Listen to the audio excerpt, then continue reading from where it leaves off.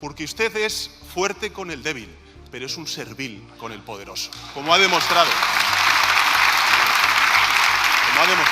Seguidores de Izquierda Sin Filtro van a fiplar, nadie en el Congreso estaba preparado para lo que estaba a punto de suceder. Lo que parecía una sesión parlamentaria más, con la típica dialéctica encendida, se convirtió en el momento más devastador que haya vivido la política española en años. Pedro Sánchez, el presidente del gobierno, humilló a Santiago Abascal en un discurso tan brutal, tan demoledor, que dejó al líder de Vox en el suelo, sin palabras, sin respuestas, sin nada a lo que aferrarse. Nunca antes se había visto algo así en el hemiciclo. Nunca antes un líder de la oposición había sido destruido de una forma tan humillante y pública.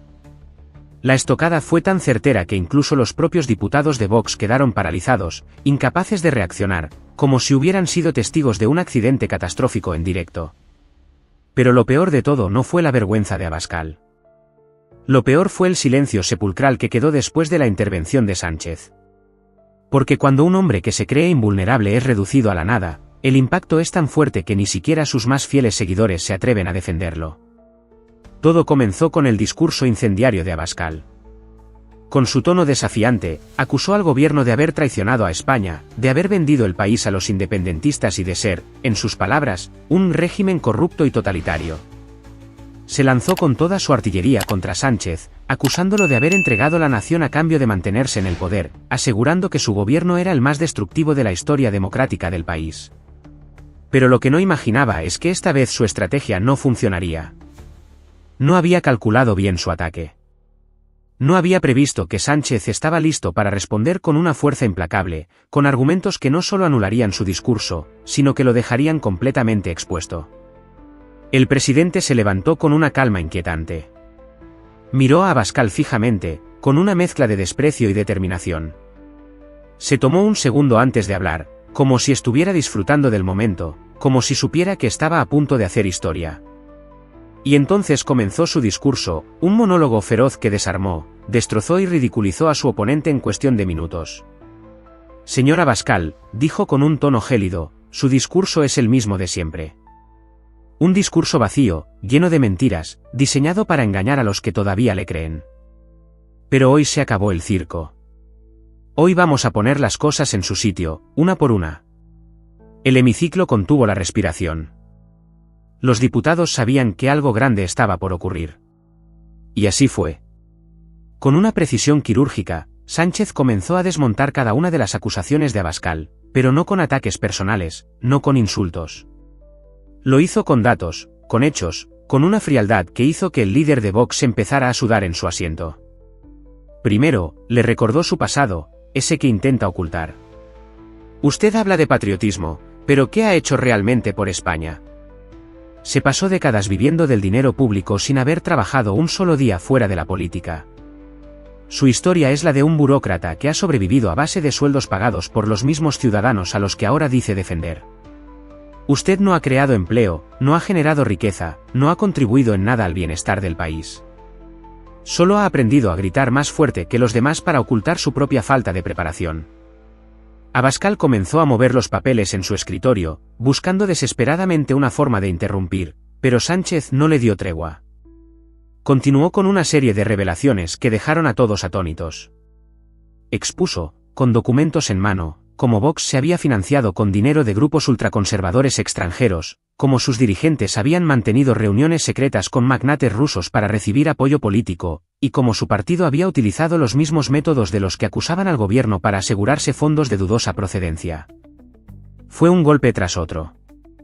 Un asalto sin descanso. Cada palabra de Sánchez era como un martillo cayendo sobre la imagen cuidadosamente construida de Abascal. Habla de corrupción, pero su partido está rodeado de escándalos que intentan tapar con gritos y discursos huecos. Habla de libertad, pero quiere imponer su ideología como si fuera la única válida. Habla de democracia, pero cada vez que las urnas no le dan la razón, intenta deslegitimar el resultado, espetó con una fuerza que retumbó en todo el Congreso. El líder de Vox intentó responder, pero cuando abrió la boca, Sánchez lo cortó de inmediato. No, señor Abascal.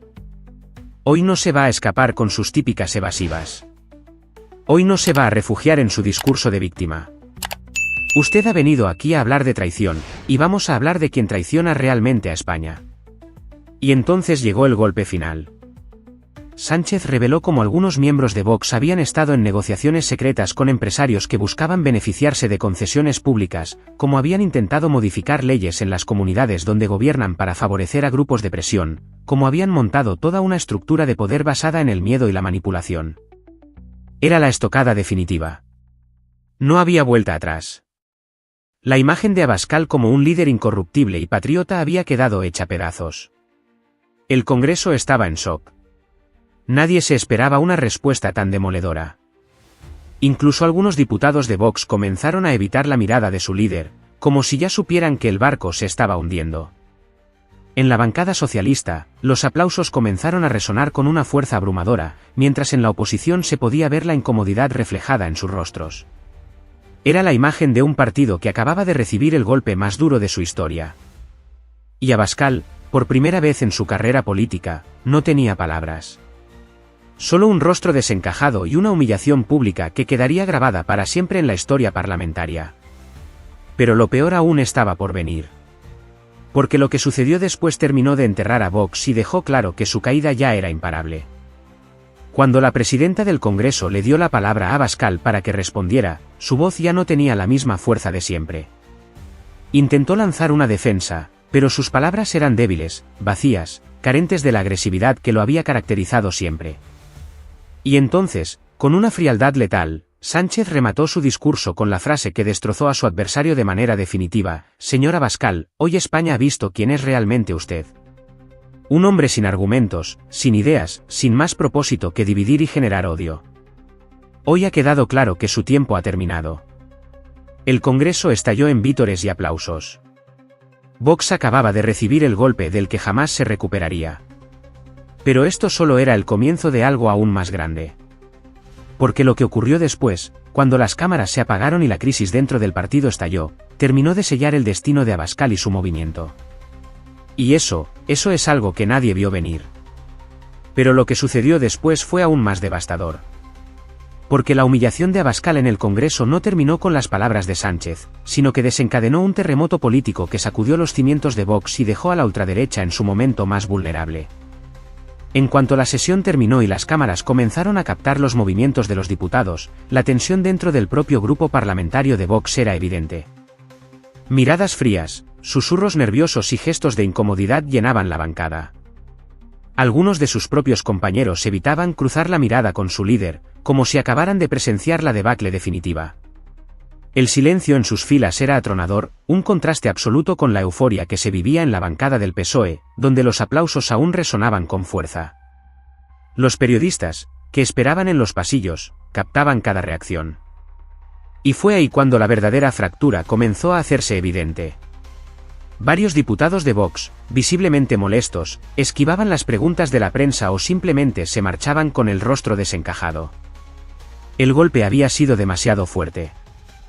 No solo se trataba de la humillación pública de Abascal, sino de la exposición de toda una serie de escándalos que hasta ese momento habían intentado mantener ocultos. Porque Sánchez no solo había destruido el discurso del líder de Vox, sino que había dejado caer una bomba que ahora explotaba dentro del partido. En cuestión de minutos, la sensación de que algo grande estaba por pasar se apoderó del Congreso. La crisis dentro de Vox no tardó en hacerse visible. Fuentes internas comenzaron a filtrar información a la prensa. Algunos dirigentes regionales del partido ya mostraban su preocupación por la falta de dirección y por el golpe brutal que había recibido su líder. Las redes sociales estallaban con mensajes de incredulidad de sus propios votantes, quienes, por primera vez, comenzaban a cuestionar la imagen de Abascal como un líder fuerte e imbatible.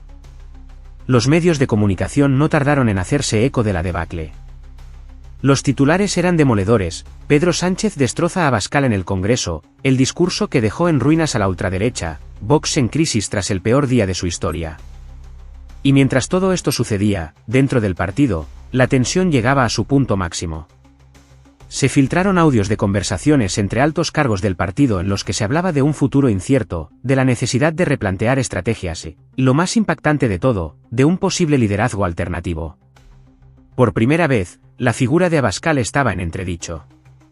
Ya no era el líder intocable, ya no era el referente absoluto. Dentro de su propio partido comenzaban a preguntarse si había llegado el momento de un cambio. Las traiciones, los cuchillos en la espalda, la guerra interna, todo estaba a punto de estallar. La presión mediática se hizo insostenible. Abascal intentó responder con un vídeo en sus redes sociales, pero su discurso carecía de la fuerza de antes. Parecía un hombre acorralado, tratando de minimizar el impacto de lo ocurrido. Sin embargo, ya era demasiado tarde. La imagen de líder invulnerable había sido destrozada en el Congreso, y cada vez más gente dentro y fuera de su partido lo veía como un político debilitado, sin capacidad de recuperar el control de la narrativa. Vox intentó desviar la atención con ataques al gobierno, con acusaciones de manipulación, con su típica retórica de persecución. Pero nada funcionó. La prensa, la opinión pública y hasta sus propios seguidores estaban más enfocados en la fractura interna que en los intentos desesperados de su partido por cambiar de tema. Y entonces, llegó el golpe final. Un escándalo de corrupción que llevaba meses en la sombra salió a la luz en el peor momento posible para Abascal. Documentos filtrados revelaban presuntas irregularidades en la financiación del partido, contratos millonarios con entidades extranjeras y una red de influencias que contradecía por completo el discurso de pureza política que siempre había vendido Vox.